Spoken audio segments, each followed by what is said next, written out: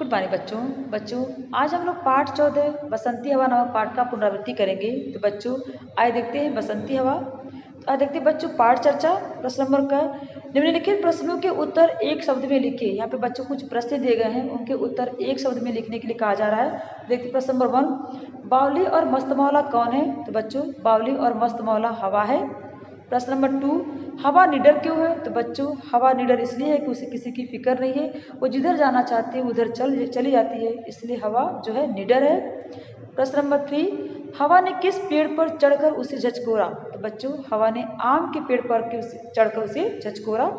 प्रश्न नंबर 4, सिर पर कलसी लेकर कौन खड़ी है? तो बच्चों सिर पर कलसी लेकर के अलसी खड़ी है। ठीक, अलसी की मतलब तीसी खड़ी है।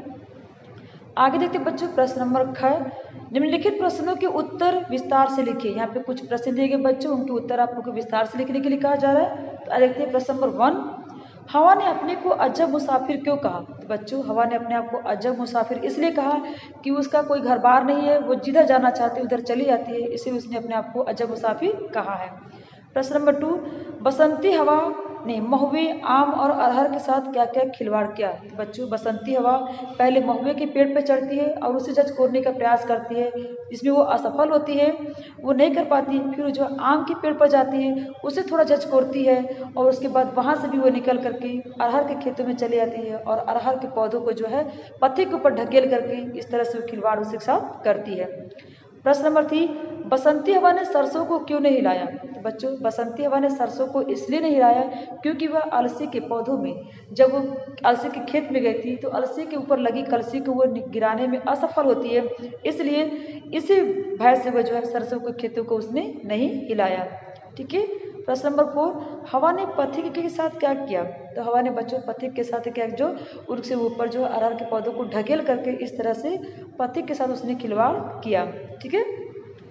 अब यहाँ पे देखिए निम्नलिखित पंक्तियों का आशय स्पष्ट कीजिए। तो बच्चों इस पंक्तियों का यह है कि कहती हवा की न घर बार मेरा, न उद्देश्य मेरा, न इच्छा किसी की, न आशा किसी की, न प्रेमी न दुश्मन, जिधर चाहती हूँ उधर घूमती हूँ, हवा हवा में बसंती हवा हूँ। यानी कि बसंती हवा कहती है कि मेरा कोई घर बार नहीं है, ना तो मेरा कोई उद्देश्य है कि जहाँ मुझे पहुँचना है, ना तो मेरा कोई लक्ष्य है कि जहाँ मुझे प्राप्त करना है, ना तो मेरी कोई इच्छा है, ना तो मेरी कोई आशा है। यानी कि मैं एकदम मस्त मौला हूँ और जिधर चाहती हूँ हवा वो चली जाती है। अब आइए देखते हैं बच्चों चिंतन अनुचिंतन। यहाँ पे देखिए हवा शब्द जोड़ करके बने इन शब्दों के अर्थ लिखिए। ठीक है। तो बच्चों आप लोग इसे स्वयं देख लीजिएगा। ठीक। आगे देखते भाषा चिंतन में विपरार्थक शब्द लिखिए, यानी कि विलोम शब्द लिखने की बात की जा रही है। तो देखिए उद्देश्य का निरुद्देश्य होगा, आशा का निराशा होगा। ठीक है। तीसरा हार का जीत होगा, चौथा हंसी का रुलाई होगा। ठीक है।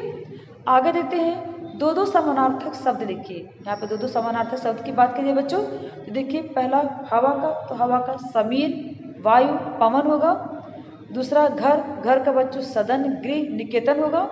तीसरा नदी का सरिता, तटनी होगा। चौथा पेड़ का वृक्ष, तरु, बिटप, ये पेड़ का पर्यायवाची हो गया। आगे देखते जय विशेष विशेषण अलग करिए। यहाँ पे विशेष और विशेषण को अलग करने की बात की जा रही है बच्चों। तो बसंती हवा, यहाँ पर देखिए बसंती विशेषण है और विशेष यहाँ पर हवा है। प्यारी धूप, प्यारी यहाँ पर विशेषण है और धूप यहाँ पर हवा है। पीली सरसों, पीली यहाँ पर विशेषण है और सरसों यहाँ पर विशेष है। भरी कलसी, भरी यहाँ पर विशेषण है और कलसी यहाँ पर विशेष है। ठीक है। आगे देखते हैं झ, इन श्रुतिसम शब्दों का वाक्य प्रयोग द्वारा अंतर स्पष्ट कीजिए। यहाँ पे कुछ श्रुतिसम शब्द दिए गए बच्चों और कहा जा रहा है आप लोगों से कि वाक्य प्रयोग द्वारा अंतर स्पष्ट करना है। तो आइए देखते हैं। देखिए नदी और नींद, नदी मतलब बच्चों यानी कि सरिता की बात करें, जहाँ जो उसकी बात हो रही है, और नींद मतलब यानी कि निद्रा। ठीक है। कल और काल, तो कल मतलब होता है बच्चों मसीन और काल मतलब होता है मृत्यु। तीसरा है शीर्ष और शशि, तो शीर्ष मतलब होता है बच्चों मस्तक और शशि मतलब होता है चंद्रमा। ठीक है। मन और मान, तो मन मतलब होता है बच्चों अंतरात्मा और मान मतलब होता है पैमाना। ठीक है। तो बच्चों आप लोगों का यह अभ्यास कार्य पूरा हुआ, मतलब रिवीजन पूरा हुआ। आप लोग इस रिवीजन जब अच्छे से कर लीजिएगा बच्चों, तो इसका आप शब्दार्थ याद कर लीजिएगा। एक प्रश्न उत्तर याद कर लीजिएगा, विस्तार वाला प्रश्न उत्तर याद कर लीजिएगा।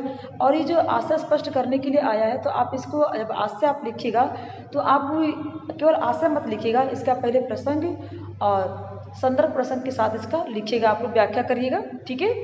और उसके चिंतन अनुचिंतन, ये सब भाषा चिंतन, ये सब आप लोग अच्छे से याद कर लीजिएगा। तो आज के लिए बच्चों इतना ही, आगे हम लोग कल पढ़ेंगे। धन्यवाद।